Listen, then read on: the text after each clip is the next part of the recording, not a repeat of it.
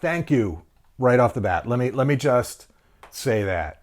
The number of subscribers to my YouTube channel continues to grow, and I could not be more appreciative. So please continue to enjoy the videos and please subscribe. That said, your comments, they're even more fun. So subscribe and comment away. And I want to talk today a little bit in reaction, in response to some of the comments. I've pulled some of them out and printed them so that I can read a couple of them. Here are three that I'm going to read to you, and then I'm going to talk about them. Maybe I'll talk about each one and then all of them in general. They're related. And then I'll talk about some others. Okay, here's a guy, Third Man 3, who wrote, honest question, not meant as a dig, but there have been plenty of fans that went on to win. Hatch, you played twice. Once when there was no reference. Then again with players who knew how to play. If you're so knowledgeable in the game, how come you didn't go far in that game? How can you say other people don't understand the game now when you didn't even make it to the end back then before the game even had idols? Okay, you may not have seen this. I've talked a little bit about it over time. Back then when the game didn't even have idols, shows me a little bit about where his mindset is. Who cares whether there were idols or not? What, I don't know to look in the crotch of a tree? Come on, if there are idols, I'll incorporate that into my gameplay. I fear what people are missing, and I understand why. They haven't seen me play well. They haven't thought about it in the context of recent years, maybe. Who knows? Some of these folks, like this, he's saying it's not meant as a dig, are really wondering why I think I'm so good. And he's right, I do. I think I'm an incredibly good, effective Survivor player. And I think what people miss, and actually, when I think about it, I'm kind of glad that these people exist and that they don't perceive me as much of a threat and don't think I would be very good of a player in the modern game, as if it's that much different. Because that suggests to me that many of the players who've played recently would think similarly, right? What a better way to play than to interact with folks who have no clue that you will wipe the game course with them. Ha! For me, it's a matter of being a very, very observant person with respect to who people are. And that's permeated the game from the beginning to now. You can't play this game well if you aren't very, very observant and very adaptable. And I think I'm both. And I would adjust without blinking to the circumstances of the game. My evidence for that has to do with how you saw me play originally. Yeah, there were no prior games for me to pull from, and yet I played in ways that people continue to play today because I needed to. I saw that those were helpful. And the idea that I didn't win a game in season 8, the All-Star season, is reasonable to me. It's clear. I mean, just as in season 40, where Jeff has set up the game from the get-go with an unfair balance, so was the case in season 8. All of the cast, other than the winners, decided that regardless of what happened, the winners were to be voted out one by one. They agreed to that, and they did that. That makes sense to me. When you have a group from the outset that you could target, that keeps the target off of you, then do it. And they did it. And that's why. But to give you evidence of how I worked in season 8, I even talked prior to that tribal council in which I was voted out with Kathy and Colby about how poor a game-related decision it would be for them to vote me out. That in fact, I could help them move further in the game. And it's very difficult for people's ego to think that anybody else could see things they don't see, could understand the game or life better than others do. Here we go. I'm going to get all kinds of comments about this. But that is my life. I often am able to see much more than others can see about their own circumstances. In real life and in the game of Survivor. It's an advantage for me. It's a part of my personality. It has to do with my interest in who we are as people, my focus, my being introspective from such a very, very early age in life. But in this game, in that season, season 8, the All-Stars, I told them flat out, Kathy and Colby, if you vote me out, you will be next. Both of you will go, one after the other, as soon as you do that. If you don't, we have a chance at winning this game. You can get rid of me later, maybe. I certainly will work to try to not have that happen. But your best chance involves keeping me. And that was my best ammunition at the time. That was so honest and real and logical that all I could do was hope that they were able to follow and humble enough to accept that that may be true and to keep me in the game. But as you saw, I was bamboozled and off I went. Who went next? Bing, bing! Both of them. Exactly as I had told them and knew would be the case. So those are things I don't think viewers think through completely when they compare. And I think Third Man 3, I think your question's legitimate. Thanks for asking it. But that's why I think my being voted off in season 8 isn't sufficient evidence for someone now as a Survivor fan to conclude that I'm not a competent player or maybe even the best to have ever played the game. Ha! Oh yeah, that one you'll all love. I said maybe.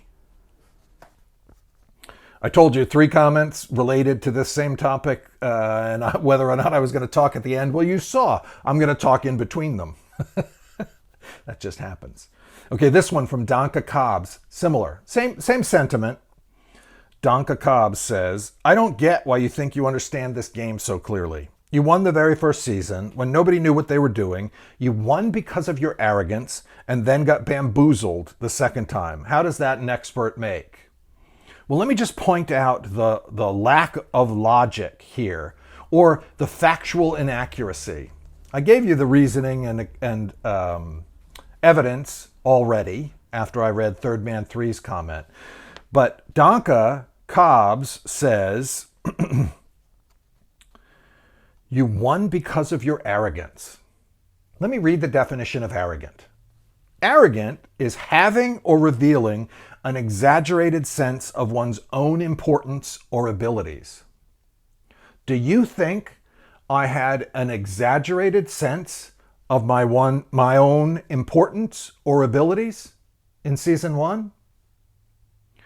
If you do, you're in great company. Mark Burnett thought I did. Jeff Probst thought I did. Craig Pelagian, who was the other executive producer for the first 3 seasons, he thought I did.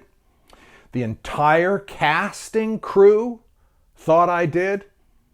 They all believed I was arrogant. The cameramen who interviewed me before I was even selected as a participant, to whom I kind of challenged to stop saying if I win when they were asking me questions. I made them change that to when I win.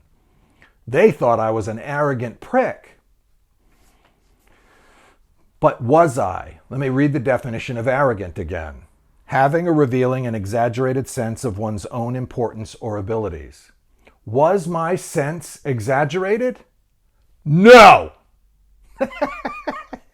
I won, you ding-dongs! You could argue that my sense of importance or of my abilities was exaggerated only if I didn't do what I said I was going to do. I told you I had the check already written. And all of you thought I was an arrogant prick. But the check was already written, and I won the damn thing. So put that aside. It's not a valid argument, just on its face. You can't say, I won because of my arrogance. That makes no sense. I was clear about my abilities, and I communicated them while winning the game. You're welcome. But again, Dante Cobbs, thanks for your comment. One more in this train. There are three, all related. They're all the same, and I've explained my reaction to them. Okay, here's the third comment from Seth Rollins. I like Hatch's videos, he says, but he can't always continue to act like he will be victorious and this great player in modern Survivor with no credibility. Because that's what I have, no credibility. Yes, he won the original season, but there was legit no gameplay to go off of. Wait, are you criticizing me or complimenting me? You're right, dude. There was no gameplay to go off of. And I made it up, and I thought it through ahead of time, and I won. So your argument's weird. And the winner was purely based off of likability. Was it? They couldn't stand me. All of America thought I was a villain. Most of the players were struggling with what to do with this arrogant guy. But what you don't understand is the respect that I earned as the game unfolded and when I shared my comments at the end of the game.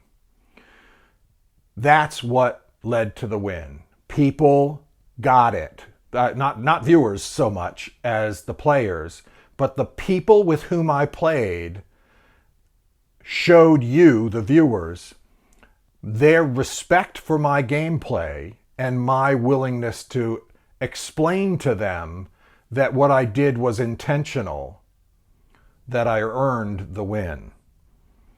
So the win wasn't purely off likability. I don't think there's anybody out there that would argue and that would go along with your conclusion that I was just plain likable. That's me. Everybody likes me. You should come read my comments. It's not true, buddy. They should, mind you. They should like me. They all should like me. I'm a good guy. But I'm one of the only people in the world out there saying that. So he goes on. Seth continues. Then when he returned for this most recent season, season 8, he was eliminated at the very beginning against all-star players. What's that mean? All-star players. Making hour-long videos to analyze is nice. However, sitting on the couch and watching to critique is much easier than sitting on the island with your fate in many others' hands. How many of you understand the psychological concept of projection? Seth Rollins, is this projection? Are you sitting on the couch critiquing something you know nothing about? I don't mind. Listen, I'm just playing with you. I love the comments. Thank all three of you for sharing them. But I think that points out and shows very well, sitting on the couch and watching to critique is much easier than sitting on the island with your fate in many others' hands. I, better than any of you, understand that. I've done it. I sat out there on the island in a tree watching people. I understand that my fate is in other people's hands, and I play the game knowing that. And with that knowledge, I'm often successful in my movement through the game. And I'll tell you right now, I believe I would be as successful as I've ever been, if not more, today in modern Survivor. I will continue to argue with anybody who says that the game itself is so drastically different and what it takes to play is so phenomenally different from what you needed to be able to do so much earlier. I just don't think that's true. I understand why people are making the distinction, old school, new school. I actually think there's some legitimacy that many of the players did play in a particular way in older games, in earlier seasons, than they are playing now in these later seasons. but I don't accept being lumped into that category. Yes, I played among the old school players. That doesn't make me unable to be the best among any of the players today. Just doesn't. 80% of you who are listening to these videos have not subscribed to my channel. Please subscribe. Just hit the subscription button and hit the notification button, and you'll be informed when I have another video up for you to listen to. After you've subscribed, comment. Comment positively, comment negatively. No holds barred. Just say what you're thinking. That's what will make our exchange even more valuable. As I'm able, I'll create new videos responsive to that commentary. So like away, or dislike on that rare occasion you may feel the need to do so. But either way, thank you.